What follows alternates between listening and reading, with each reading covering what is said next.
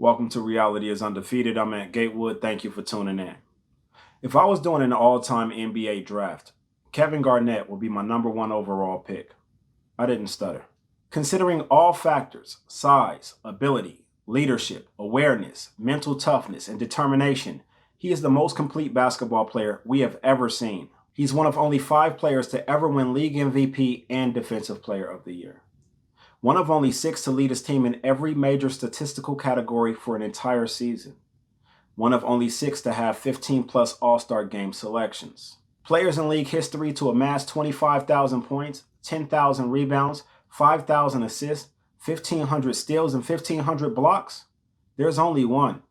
You guessed it. This is not meant to start a sports debate, but rather illustrate just how complete of a player Garnett was. You would think a player this complete will be a part of the GOAT conversation with Jordan, LeBron, Kobe, Magic, and Kareem.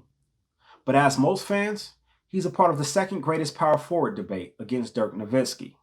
Why? Enter his surrounding cast. Even those who really know ball would think I was lying if I told them that Kevin Garnett had never played with a perennial All-Star until he was traded to Boston. In fact, in 12 seasons in Minnesota, he had only played with the current All-Star 3 times. 3 different players, 3 different years, and that was those players' only All-Star selections, meaning they were only All-Stars because they played next to him. He was never going to get past Kobe and Shaq, Duncan and Robinson, or Dirk and Nash by himself. I'm saying this to say that a lot of us are Kevin Garnett. We're the most complete person in our social networks. We're the person everyone goes to when they need help, money, encouragement, guidance, or advice, etc. We carry everyone around us and help them reach their goals, and it's a lot of people that benefit from being associated with us. But it's hard for us to reach that next level with the team that surrounds us. See, Garnett was so good that he was able to lead the Timberwolves to the playoffs year after year basically by himself, causing the team to be stuck in mediocrity. Never good enough to get over the hump. Never bad enough to get a quality young player in the draft. Again, a lot of us are Kevin Garnett.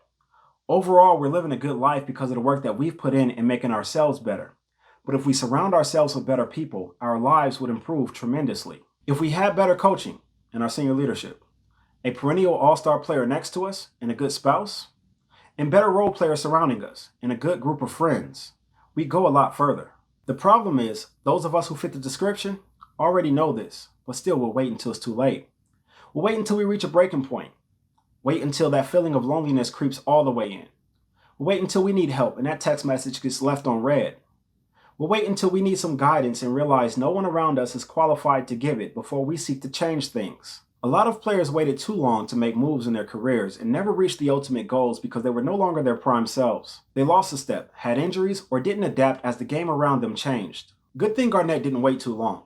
He went to Boston where a couple perennial all-stars, a proven coach, and some solid role players were waiting. He led them to a championship in the first year. And when they won, he literally looked like a weight was lifted off his shoulders. He knew in the moment what that win did for his legacy. It wasn't easy for him to leave Minnesota, but in order to reach the goals that he wanted to reach, it was necessary. I don't think there's any doubt that being able to reflect on Garnett's career influenced LeBron to leave a Cavs team that started to resemble those Timberwolves and go to Miami. There wouldn't have been 8 consecutive trips to the finals had he not. I'm not going to end this with a bunch of rah-rah. You already know what you need to do.